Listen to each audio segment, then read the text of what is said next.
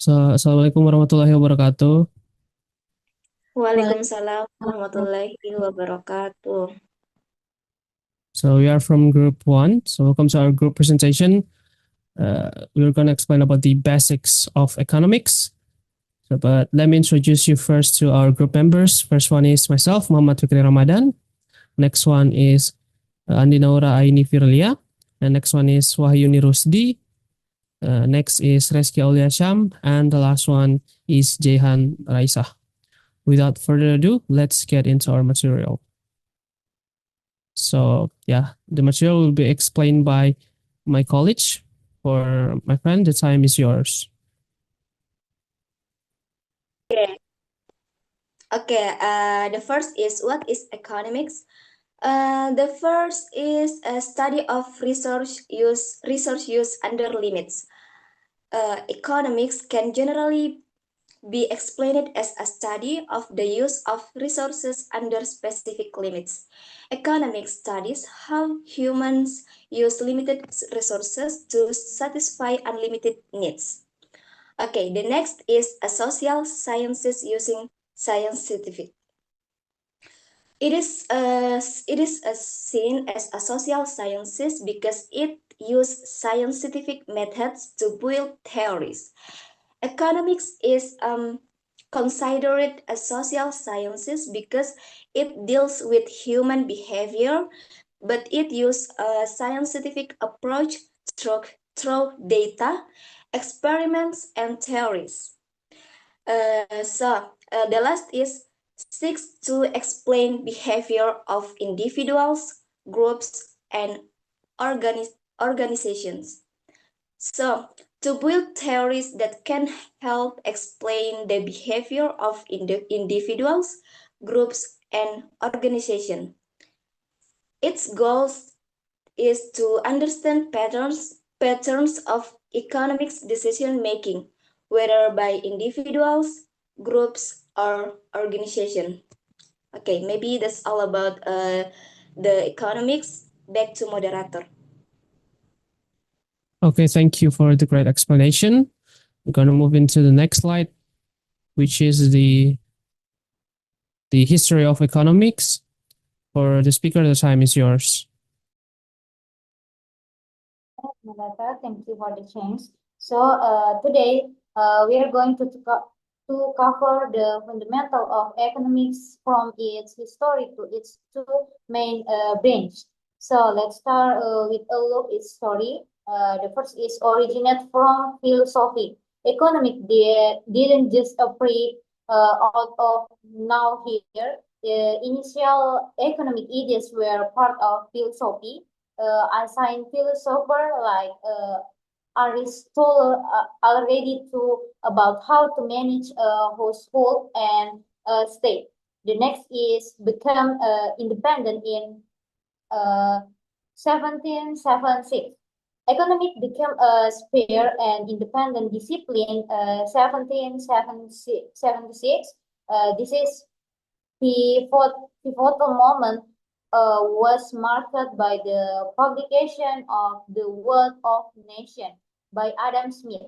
Adam Smith is often called the father of modern economics because his work laid the foundation for modern economic theory. The last is classical economics. After Adam Smith, other classical economics emerged who developed these early theories. Some important names we should know are Adam Smith, David Ricardo, Thomas Malthus, and John Stuart Mills. So this is they were the ones who built the foundational economic principle we still study today. Next slide, please.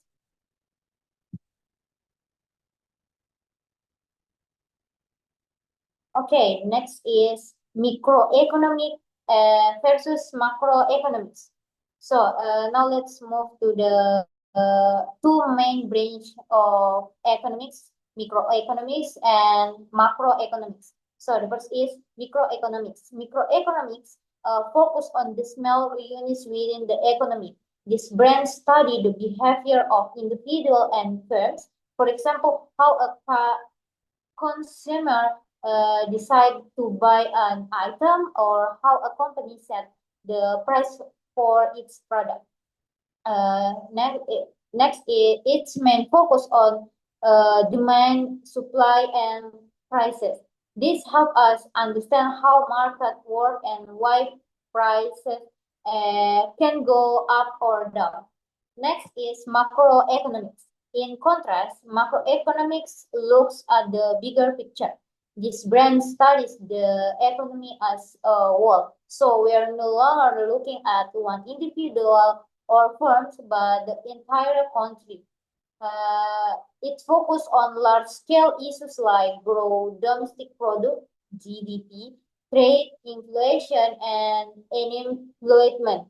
This helps us understand the overall economic condition of a country. Maybe that's all for me. I give back to the moderator. Okay, once again, thank you for the nice explanation. So next we're going to move on to the supply and demand. For the speaker, the time is yours. Okay, thank you, moderator. Supply and demand. Demand desire for a product at price. Demand means the willingness of consumer to buy a product at a certain price. Usually, the higher the price, the fewer people want to buy. Supply product amount producer offer. Supply is the quantity of good or service that producers are willing to offer in the market at certain price. Law of demand. I heard price lower demand. According to the law of demand, when the price of a product increases, the demand decreases. On the other hand, if the price falls, the demand will rise. Law of supply. I heard supply. The law of supply state that when the price increases, producers are more motivated to supply more goods because they can gain a higher profit. Next slide, please.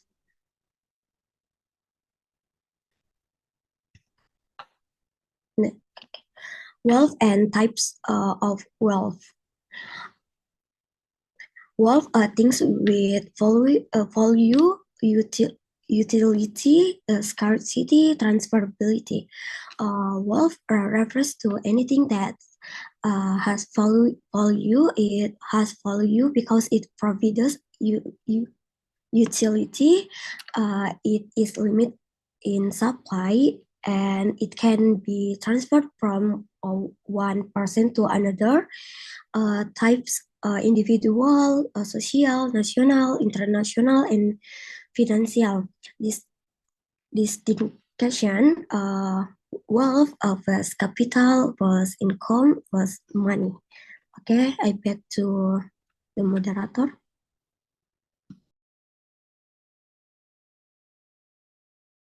Okay, thank you so much for the explanation. We're going to move on to the next slide.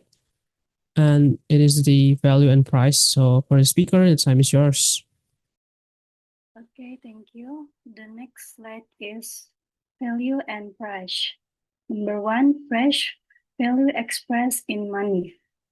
Price is a tangible form of value measured in money. For example, a laptop sold for 10 million. That figure is the price, which reflects the market value of the product. Number 2, value relative worth in goods. Value is how much benefit or importance a good has over other goods. This value is subjective. For example, drinking water is of great value to a thirsty person, even if it is cheap. The last is value is not the same as price. Although price is often used as an indicator of value, the two are not always aligned. A work of art might have a high price because it is rare, but that doesn't necessarily means it is of high value to everyone. Conversely, a simple item like medicine might have high value to a patient, even if it is low.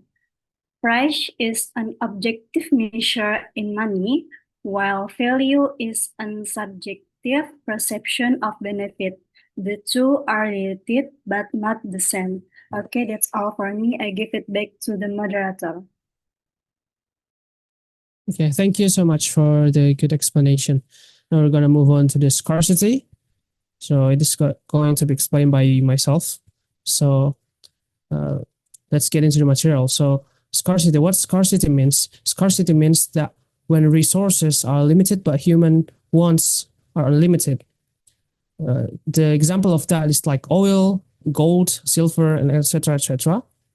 So because we cannot have everything, we must make choices about how to use what we have. For example, at the individual level, if I spend money on a new phone, I cannot spend it on books. At the national level, if a government spends more on the military, it might have less for education because scarcity. Societies must make decision about priorities.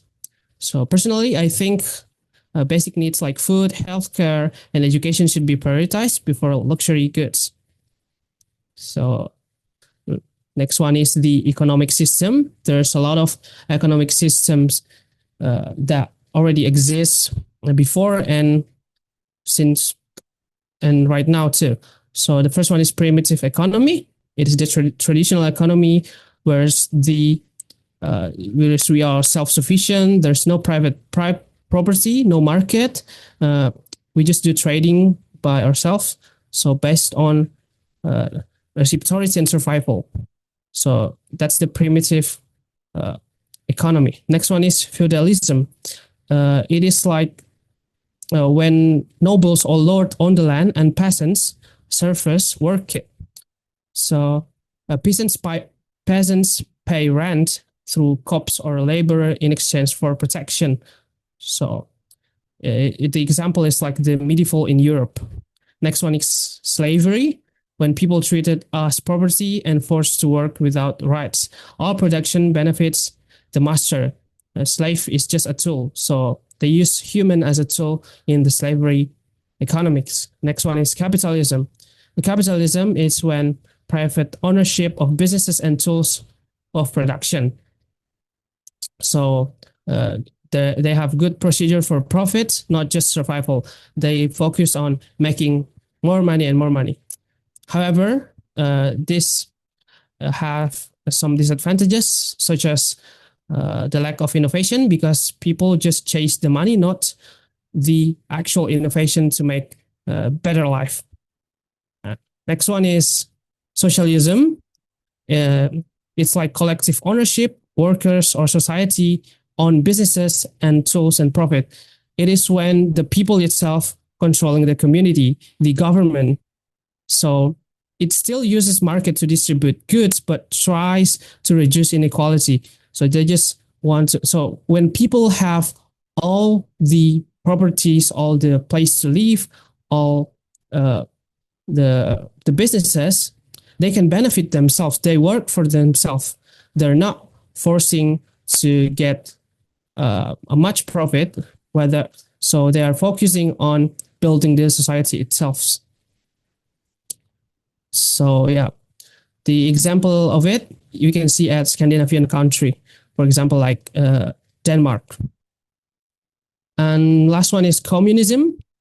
So this economics showing that no private property, which is everything is owned by also society, but there is no really privacy in this. When, for example, when I have a house, it's not my house, it's our house. So there's no private property, no market, no place to buy and sell things, because they just they have a central planner that decides production, jobs, and distribution. So in theory, it is complete the equality, but there's a lack of freedom because we cannot have our things or our property. So next one is I'm going to discuss about the problems in discussion point in the books. The first one is let me see.